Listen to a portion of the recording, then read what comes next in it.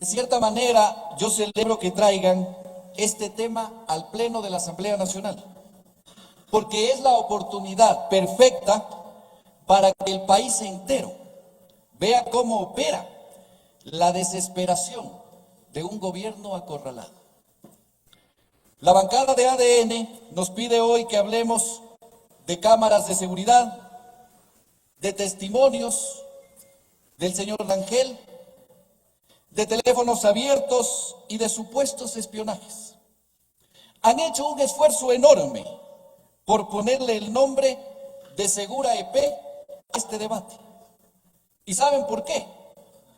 Porque les aterra llamarlo por su verdadero nombre, el caso Porsche.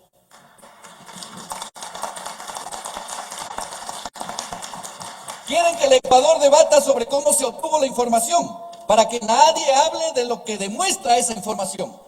¿Cómo se obtuvo? Les ahorro el trabajo. Con fecha 25 de septiembre del 25, el Comité de Derechos Humanos emitió un oficio a mi despacho solicitando que en mi calidad de asambleísta solicite videos y trazabilidad a Segura EP en relación a las bombas que explotaron en la bahía de Guayaquil. Lo hice de inmediato. El 26 de septiembre del 25 solicité la información y el 29 de septiembre recibí la información. Es por eso que el 15 de octubre los expuse. Y digo, ¿por qué? Porque denunciamos que luego de la explosión en la bahía de Guayaquil se detecta que Iván Ballesteros, supuesto implicado en la explosión en la bahía, va a su domicilio, al siguiente día lo detienen y 5 minutos después, al domicilio del detenido, del implicado Ballesteros, 5 minutos después, llega un Porsche Cayenne de placas GRY 3452, perteneciente a Industrial Molinera, que pertenece a la familia No. ¿Por qué no se investiga eso? Está claro, ya está de dónde se obtuvo la información. Y pregunto ante este pleno, ¿por qué han volcado todo el aparataje del Estado en contra de quienes fiscalizamos? ¿Por qué la sombra constante, la amenaza, la filtración de testimonios manipulados en fiscalía? La fiscalía en relación a Porsche dijo que no se puede abrir el teléfono del señor Ballesteros porque no les ha entregado la clave.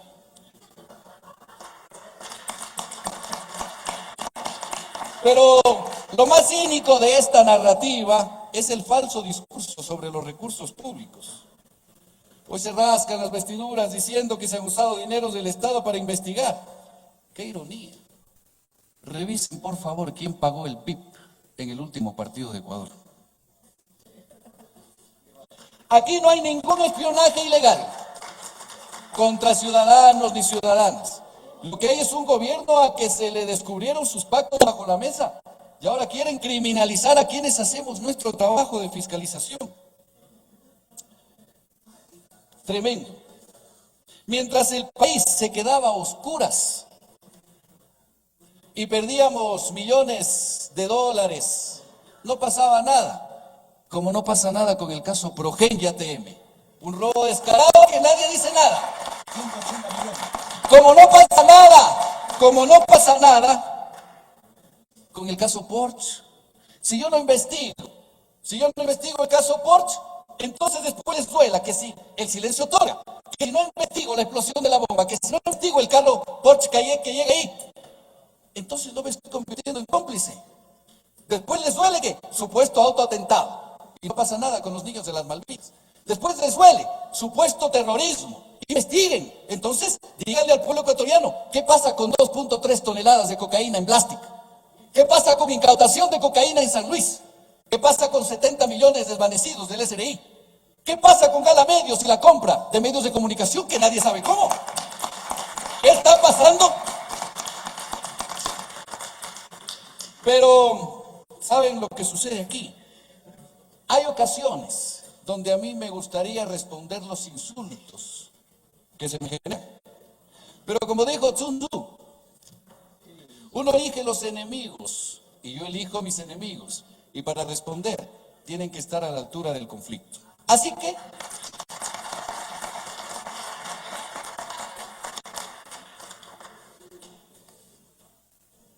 ¿saben qué es lo que pasa? Es que como están acorralados, como no quieren investigar lo que realmente tienen que investigar, es la vieja táctica de la impunidad. Cuando descubren al corrupto robando porque una cámara lo grabó, su defensa es acusar a quien instaló la cámara por invasión a la privacidad. Y no pasa absolutamente nada. Ecuatorianas y ecuatorianos, yo he sido realmente una persona que he dado la cara ante el pueblo ecuatoriano. Señores del gobierno, abran los teléfonos que quieran, expongan los audios que quieran, presionen a los testigos que quieran, inventen las historias que necesiten. La verdad ya está afuera. El caso Progen, el caso Porsche, el caso Blastic, el Galambé, ya están afuera. Y el pueblo conoce de aquello. Y eso no se va a borrar de la mente del pueblo ecuatoriano porque ustedes persigan a quienes estamos fiscalizando. Sigan usando el aparataje del Estado como su escudo personal, que nosotros seguiremos usando la fiscalización desde aquí y la fuerza del pueblo ecuatoriano como nuestra única arma y herramienta para defender este país que ya se cansó de ustedes. Buena suerte. El servicio público es y debe ser siempre un apostolado. Es decir, ese conjunto de esfuerzos, de esmeros, de predisposición que uno hace para poder cumplir con los objetivos que se ha trazado a la hora de liderar a un pueblo. Y comienzo diciendo esto porque además el servicio público implica que tengamos claro cuándo comienza y cuándo termina. Que no nos enamoremos del poder. Que no estemos permanentemente buscando el poder. Clemente Yerovi Indaburo, quizás algunos de ustedes ni siquiera sepan quién es. Cuando asumió el poder, decía que él lo que le pedía al Señor era concluir lo más pronto posible, no enamorarse del poder y entregarlo a un país estable. Lastimosamente, de un tiempo para acá hay esa constante lógica de andar pretendiendo tumbarse gobiernos, porque desde hace algunos años atrás cierta organización política ya no gana la presidencia de la República. Y no la gana porque está ahora absolutamente golpeada en la imagen pública, porque ya no tienen ningún tipo de plan de gobierno. El único plan de gobierno es la impunidad de sus líderes y el único plan de gobierno es regresar por regresar y se acabó. Y ahora vemos cómo se reúnen en esas mesas tenebrosas, lúgubres, oscuras, para hablar sobre cómo pueden hacer algo para tener información de manera truculenta, de manera oscura, pero echando mano de las instituciones públicas, olvidándose que lo público y lo privado es absolutamente distinto, que no se puede bajo ninguna circunstancia pretender utilizar las cosas que son del Estado para beneficio personal y mucho menos para delinquir. Hemos visto con preocupación, señora Presidenta, estos días, cómo se reúnen en una mesa virtual un poco de amigos ahí para decir de qué manera habrá que intervenir en las cámaras de seguridad, empresa pública, que pertenece al municipio de Guayaquil, que tiene las cámaras de seguridad pagadas por los guayaquileños, para garantizar la seguridad de los guayaquileños, para hacer que aquel que comete delitos sea capturado con velocidad, para evitar que la gente circule sin casco, para que si es que se comete un delito se le pueda seguir hasta poder capturar al delincuente. No, aquí la Revolución Ciudadana, su líder, y no sé si es que ya es exalcalde, no sé, pero el alcalde de Guayaquil, hacen todo un acuerdo para que con un policía de medio pelo, un recitador de por ahí, una ex asambleísta que nos dejó esa herencia linda del Santiago Díaz, el marido de la señora que estaba ahí preso por abusador, un ex pandillero y un largo etcétera, deciden que en el Ecuador hay que utilizar las cámaras para perseguir a alguien. Es decir, la plata pública para perseguir a alguien. Y después que se difunda a través de la radio Pichincha, que se conozca. Así como hoy es un mal día para hacer Gabriela Rivadeneira, la semana pasada fue un mal día para hacer Orlando Pérez. Porque le decían, ya hablé con Orlando. No, busquen a alguien honesto, decía el economista. Entonces, cuando este tipo de conversaciones se traslada a lo público, por supuesto, señora Presidente, que desde esta asamblea nosotros tenemos que actuar. Por supuesto que nosotros tenemos que llevar adelante lo que es ilustrar la diferencia entre lo público y lo privado, porque además del economista sueltito de huesos y calvito como yo, no tiene ningún inconveniente en decirle al recitador que ocupe a los asesores jurídicos que tiene para que hagan la investigación del proceso. Es decir, el pueblo ecuatoriano paga asesores en la asamblea para que les operen sus actos casi delincuenciales. Yo sé que están acostumbrados a eso, ¿no? Hace un rato pasaban un video que les había pasado a algún asambleísta del otro lado que estaba comiendo una empanadita acá afuera. ¿Quién graba eso? Los asesores. ¿Quién entiende pues del chuchaqui legislativo? Los asesores del que llora por los perritos y por los gatitos. Ese maneja el chuchaqui legislativo.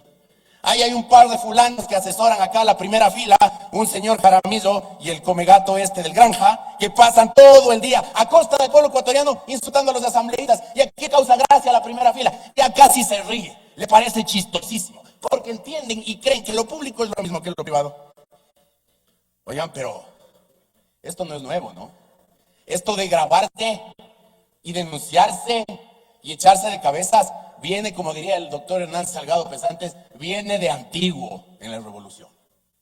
Acuérdense ustedes cómo a los pocos meses de inaugurado el gobierno de Correa aparecieron los pativideos en donde un fulano se grababa con los tenedores de deuda para especular y después ver qué hace para poder hacer algún chanchullito. Se grabaron y salió. Dijeron que no, que era de buena fe la grabación de los pativideos.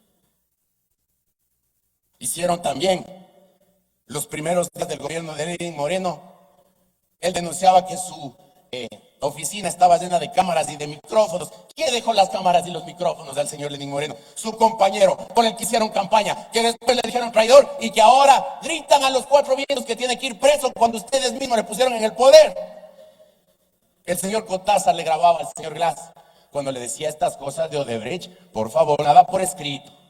No vayan a poner nada por escrito porque le podemos involucrar al señor presidente. Después, hace un tiempo atrás, no es ni un año, el economista Correa, a través de las redes sociales, el X, que es su terapia, informa al país que se ha abierto una página donde se puede revisar las conversaciones telefónicas del señor Fernando Villavicencio, un tipo que ya no se puede defender, y sacan conversaciones privadas en una página web. Y ahora, esto. Ahora persiguen a la gente a través de las cámaras. Es decir, esto de andarse grabando es muy común de ustedes, pero ahora están grabándose cometiendo delitos. Porque el espionaje es un delito. Porque el uso doloso de instrumentos y de cosas que son del Estado es un delito. Es casi un peculado utilizar las cámaras de seguridad para otros fines. Utilizar la radio para otros fines. Utilizar los asesores para otros fines. Porque esa no es la naturaleza para la que fueron electos ninguno de ustedes.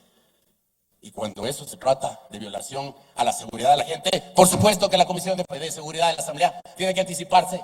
Por supuesto que quiero invitar a mis compañeros de la Comisión de la Mesa de Seguridad a que llevemos adelante un proceso de fiscalización. Y esto he planteado hoy día, presidente.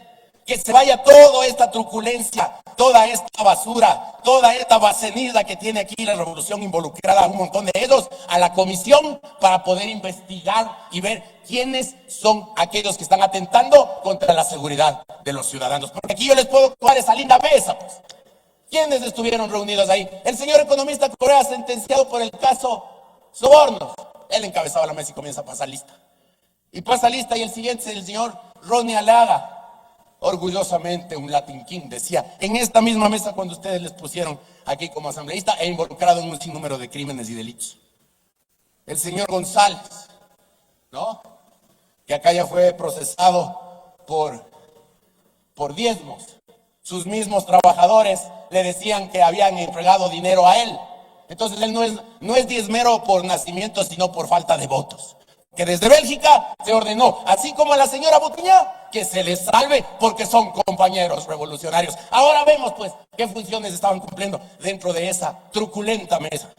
Estaba también el señor Freddy Carrión, que como les dije, defensor del pueblo, bien poquito, porque mientras estábamos en la pandemia, el señor estaba en Gran Frasco con un caballero y una dama en un departamento aquí en Quito, y terminó juzgado por delito sexual. Él era el especialista penal para conocer sobre los temas. El señor Rengel, el que ahora seguramente ustedes le dirán que es el traidor, pues, porque es el que se ha grabado, porque es el que ha dado la información. Entonces aquí no les importa el delito, aquí les importa quién les traiciona. Aquí les importa decir que hay que cuidarse de uno o de otro. Entonces, presidente, como ya se me acaba el tiempo y yo soy respetuoso, yo sí me paro a hablar, pues yo no me canso de pararme a hablar. Quiero concluir como corresponde. La Fiscalía tendrá que hacer lo suyo. Tendrá que investigar. Hago un llamado a la Fiscalía para que lo haga. Son delitos de acción pública. Ellos pueden iniciar de oficio. Nosotros desde la Asamblea Nacional identifiquemos responsables. Veamos quién se está llevando la plata pública. Si es que hay responsabilidades de carácter administrativo, pues que se active la Contraloría. Pero aquí en el Ecuador, el espionaje y esa lógica de no querer aflojar los puestos públicos o no entender que ya están en el basurero de la historia y que no van a volver nunca más, pues aquí les vamos a hacer entender que de una buena vez en el Ecuador, esa dinámica mafiosa se acabó. Por lo tanto, quiero invitarles a ustedes, compañeros, porque seguramente del otro lado no lo harán, a que votemos a favor de que tengamos una comisión especializada que investigue todo lo de seguridad, las implicaciones en materia de seguridad y por supuesto que les debe a donde les tiene que llegar a aquellos que están jugando con la seguridad de la gente sobre pretexto de querer volver a un puesto que no volverán jamás.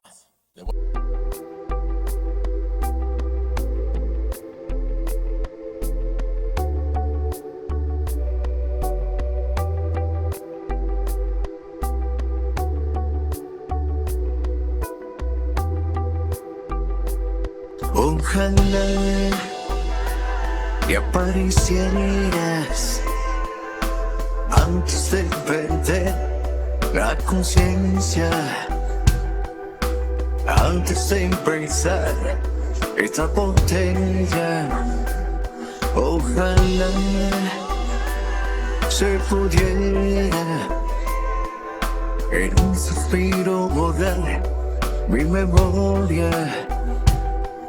Con una copa cambiar nuestra historia. Ojalá.